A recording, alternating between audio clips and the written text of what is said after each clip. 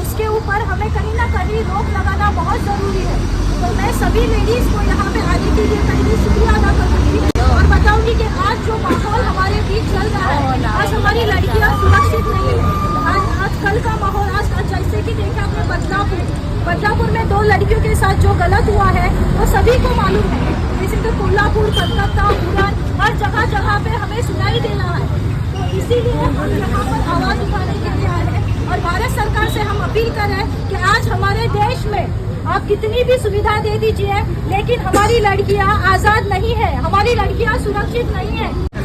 केला पाहिजे ही आमची मागणी आहे। कारण का बाकी कंट्रीमध्ये कमीत कमी सर जर समजा असं क्राईम आढळून आला की 7 दिवसात फाशी देतात किंवा कुठल्या वगैरे टाकून टाकतात। एक बातमी आहे, बलात्कार झालाय 7 वर्षाच्या मुलीच्या वर, 10 वर्षाच्या मुलीच्या वर। महाराष्ट्रातच कशाला धरताय तुम्ही? आपल्या सवत्सड्यावर सुद्धा आम्ही फिरायला जाऊ शकत नाही, तिथे सुद्धा बलात्कार होत आहेत आणि माणसाला मारून, लेडीजला मारून टाकताय। याचा अर्थ काय? आम्ही कुठे जायचं नाही काय? आमच्या मुली कुठे शिकू शकत नाही काय? तुम्ही बेटी बचाव आणि बेटी पढाव म्हणतात, त्याचा उपयोग काय आहे? बेटी बचाव नुसतं बोलून झालं नाही, तर आम्हाला न्याय पाहिजे। माझ्या घरातली मुलगी आहे, शिकते 7वी मध्ये आता, ती मला सकाळी बोलते की मी शाळेत जाऊ की नको जाऊ, मला भीती वाटते। म्हणजे ही भीती निर्माण करणारे जी लोक आहेत ना, त्यांना जर एखाद्याला शास अशी भेटली ना तर साहेब हे सगळं बंद होऊन जाईल। कारण का सातत्याने काय वाढत राहतं, बदलापूर झालं नाही, दुसऱ्या दिवशी आता कोल्हापूरचं काल झाले। ही घटना ही जी घडते ह्या लोकांना हा जिगारा देतोय कोण? आम्ही डायरेक्ट आरोप करत नाही। नाहीतर माझा एक मागणी अशी आहे की तो आरोपी असेल त्यांना ह्या महिलांचा हवाले करा। फाशी सुद्धा त्याला काहीच नाहीये, जर त्याला जाळून टाकली तर दुसरा नराधमक तयार होणार नाही। फाशी सुद्धा काही नाही, धड वेगळं झालं की वेगळं, पण त्याला जर पाठ आणि पाठ त्याचा जळला की त्याला शास लागेल दुसऱ्या नराधमकाला की आम्ही तयार कसे व्हायचे ह्याचा विचार करेल।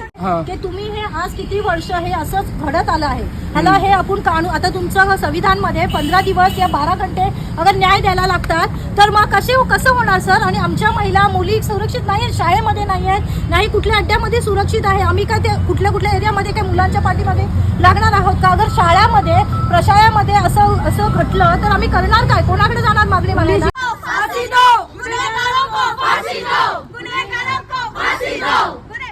जर तुम्ही तुमचं राज्य एका रात्रीत बदलू शकताय तर त्यावेळेस तुम्ही जनतेला विचारत नाही, तो तुमचा सगळा राजकारणाचा विषय असतो।